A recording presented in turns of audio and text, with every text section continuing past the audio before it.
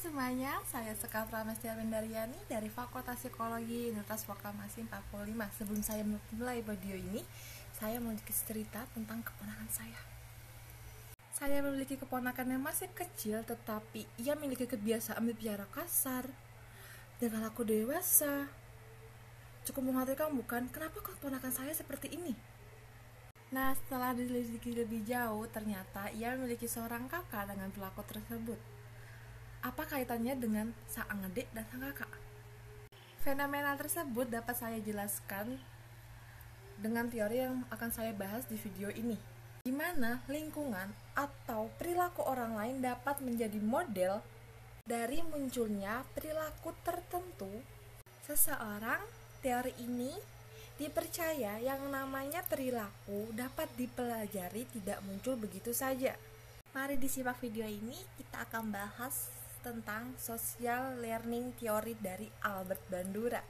Albert Bandura seorang ahli psikologi yang lahir di Kanada tahun 1925. Bandura mengkritik teori Skinner yang terlalu menekankan pada subjek hewan bukan pada subjek manusia yang berinteraksi satu sama lain. Ia mengajukan teori yang cukup terkenal, yaitu social learning theory. Salah satu penelitian Albert Bandura adalah Bobodol Study, yang mana seorang anak usia awal sekolah ditempatkan sebuah ruangan dan diperlihatkan sebuah tayangan video terkait perilaku agresif. Dalam tayangan tersebut ada seseorang dewasa yang memukul Bobodol. Ketika anak ditinggalkan sendirian hanya dengan Bobodol, ini menunjukkan perilaku agresif yang sama dengan video tersebut. Dari studi tersebut, Bandura menyimpulkan perilaku tersebut dipelajari berdasarkan proses imitasi atau modeling perilaku orang lain. Ada 4 asumsi dasar dari social learning theory. Yang pertama yaitu plasticity, yang mana manusia memiliki fleksibilitas untuk belajar berbagai tingkah laku dalam situasi yang berbeda. Yang kedua adalah konsep triadik reciprocal, yaitu yang mana tindakan manusia merupakan hasil interaksi antara 3 variabel. Yang mana 3 variabel tersebut adalah environment, behavior, dan personal.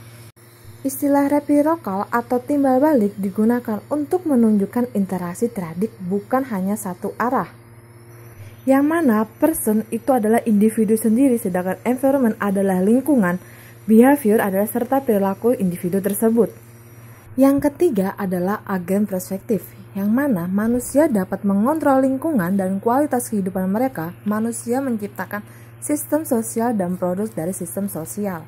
Salah satu yang penting dalam teori ini adalah self-efficacy, yaitu keyakinan seseorang terhadap kemampuannya untuk melakukan kontrol terhadap fungsinya dan terhadap kejadian-kejadian dalam lingkungannya. Yang keempat adalah moral agency. Manusia mengatur tingkah laku mereka melalui nilai moral. Dalam social learning theory dikenal istilah observasi learning. Manusia mampu belajar baik itu sikap, keterampilan, ataupun tingkah laku, di mana sebagian besar merupakan hasil dari pengalaman vikarus, yaitu observasi model. Dalam proses modeling, seseorang belajar melalui proses observasi. Namun bukan hanya sekedar meniru, ada proses kognitif yang terjadi di sini. Faktor yang mengaruhi observasi learning yang pertama adalah karakteristik model. Semakin mirip model, maka semakin mudah individu untuk terpengaruh oleh model. Yang kedua yaitu karakteristik observer, yang mana orang memiliki kepercayaan diri yang rendah akan jauh meniru perilaku orang lain daripada mereka yang mempunyai rasa percaya diri yang tinggi. Bandura menjelaskan ada 4 proses model. Yang pertama yaitu attentional process, yaitu individu mengembangkan proses kognitif dan keterampilan perseptual mereka untuk dapat memberikan perhatian dan memahami perilaku ditunjukkan oleh model.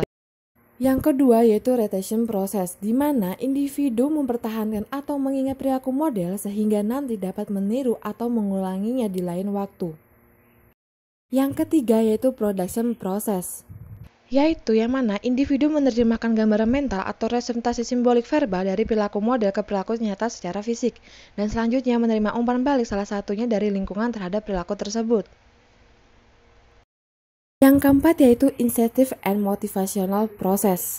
Individu memiliki pemahaman bahwa perilaku yang diimitasi akan mengarahkannya pada konsekuensi tertentu sehingga terjadi proses belajar untuk mengulangi perilaku yang sama tersebut di lain waktu. Dari video tersebut, di sini dapat menjelaskan bahwa Bandura berhasil menjelaskan bagaimana proses imitasi individu terhadap orang lain di sekitarnya, seperti fenomena anak yang berbicara kasar yang saya jelaskan di video awal. Salah satu ungkapan terkenal Bandura yaitu if what we see, if what become. Terima kasih telah menyimak video saya, sampai jumpa di video berikutnya.